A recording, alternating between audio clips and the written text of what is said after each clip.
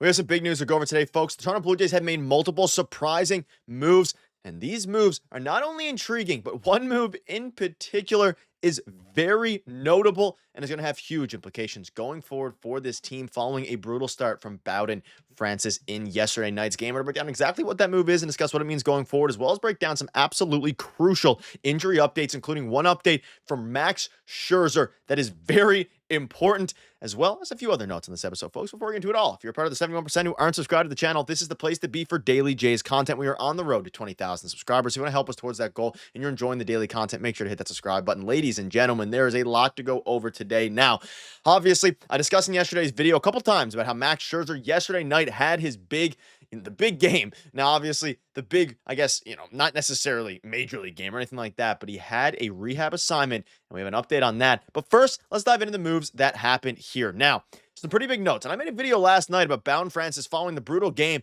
about how there's a good chance that they option Bowden Francis and the uncertainty surrounding Spencer Turnbull. They decided very shortly after that video to recall Spencer Turnbull from AAA. This happened late last night. Paxton Schultz was optioned to AAA. So, ladies and gentlemen, this is very surprising to me because not only is Bowden Francis still on the team, but Paxton Schultz, who has been very good as a reliever, one of the better Jays relievers, has been sent down to AAA. And it has fans wondering, how is Bowden Francis still up? And we do have some comments from John Schneider on Bowden Francis and his trust there.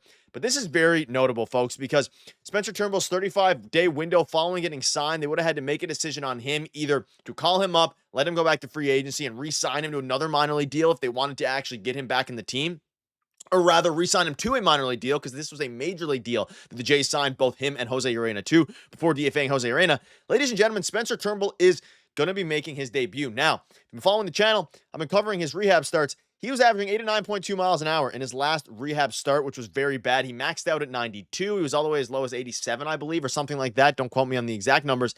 He has been very bad in his, little 35-day rehab stint. However, I don't know if the Jays have a better option at this point. And what this means now, we assume, is that Spencer Turnbull is going to be making the next start around through the rotation instead of Eric Lauer, which is not exactly the move I would have made, because Eric Lauer, the Cardinals have a bunch of lefties. They're a very good team, but they have a bunch of lefties, and Lauer's been fantastic. But we assume it's going to be a Spencer Turnbull start then in that spot, and then have Eric Lauer piggyback off of him, especially with the lefties. But Bowden Francis remains up here, and it's very interesting. And you can see here, Kevin Gausman spoke out on Bowden Francis, and I still think he's going to have a great year. He's just learning the game. It's more the learning curve we're seeing than anything else. And I can maybe agree to disagree a little bit. I mean, obviously, Kevin Gausman knows more about pitching than I do, and he probably knows, and he probably, fully believes in Bowden Francis.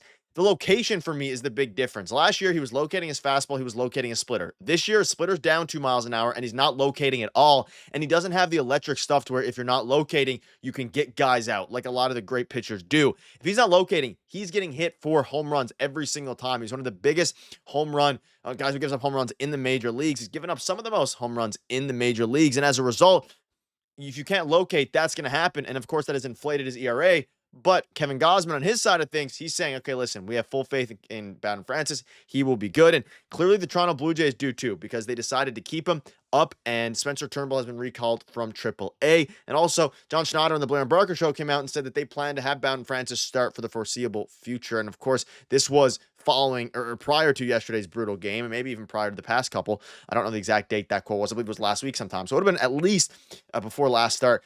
But ladies and gentlemen, let me know down below what your thoughts are. Turnbull was great for the Phillies last year. He's a very good signing, but he doesn't look like he's fully built up. And you think back to what Keegan Matheson said yesterday following the game, where he doesn't know where the Jays go with the spot from here. Lauer essentially owns the Scherzer spot, but Turnbull and Mako likely need more time. Wasn't the case. They called Turnbull up. I think Francis needs to remain a starter regardless of what happens, though. Not another swingman thing. And they asked about Turnbull, and he said, yeah, it doesn't feel like the right move right now to bring him up. Guess what? They did. And you can see here, Keegan cut it to him at the end. He said, but hell, there's not exactly another obvious answer staring them in the face. I mean, Spencer Turnbull was the obvious answer. They decided to go with it. We'll see how it pans out. I mean, if he ends up getting, pumped in the first game against the Cardinals that he starts, maybe they consider other options. They need to make a trade. This is all just a Band-Aid. And of course, a Band-Aid for Max Scherzer, for Alek Manoah, but also the biggest, obstacle that the Jays have to overcome right now is getting the starting pitching staff better at the trade deadline, or realistically before the trade deadline, before it becomes too late and they continue to fall down, the standings, if it hopefully doesn't get to that point. But let me know down below what your thoughts are on that. Some very interesting information there. Keegan as well saying Turnbull has been working to get his velocity back up and posted a 7.13 ERA in 5 starts in AAA and in the minors. Of course, a couple of those starts were, in lower levels. Very interesting. But speaking of, interesting, we do have an update on Max Scherzer, who it's kind of funny how this all works out. He threw his 50 pitches in his 3-inning sim game today. Dalton Varsho also participated and took Scherzer deep.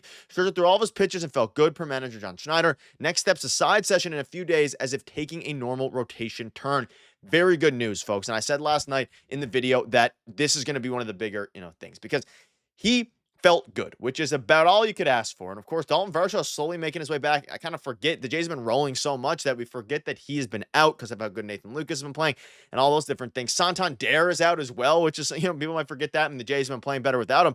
They have some injuries. Varsho is going to be crucial to get back here soon. It's good to see him taking Scherzer deep. But Max Scherzer, again, here's what the exact quote was. Max Scherzer threw another live BP, and this was, of course, before. So this was from last week, just to kind of give you the timeline. So this was before the thing yesterday, and he said, I still had to be in a controlled environment. Once he gets to that pitch count, then he consider a rehab assignment. He got to the pitch count yesterday, 50 pitches. He was good during the simulated game, and they will throw a normal side session at the PDC, and then we'll go from there. So good news all around on that front. Thank God that he didn't have any major setbacks or anything like that, because the last thing we need is another Max Scherzer setback. And not to rush him because he's 40 years old. If Spencer Turnbull doesn't turn out well, you need to get Max Scherzer back ASAP. And not even just that. Max Scherzer can replace Turnbull's spot, and he can also replace Bowden Francis' spot with how bad Bowden Francis has been this season. Like, there's a lot that rides on, these guys, Bowden Francis, but also Max Scherzer getting healthy and just being able to pitch in the major leagues. Because at this point, we're talking about Bowden Francis struggling. Was that predictable? Kind of, not really. I mean, he was really good last year, the best starting pitcher in baseball for the second half of the year. But there was always some underlying concerns, and it was all based on his command. Max Scherzer, you were taking a gamble at the $10, $13 million, whatever they gave him, at 40 years old.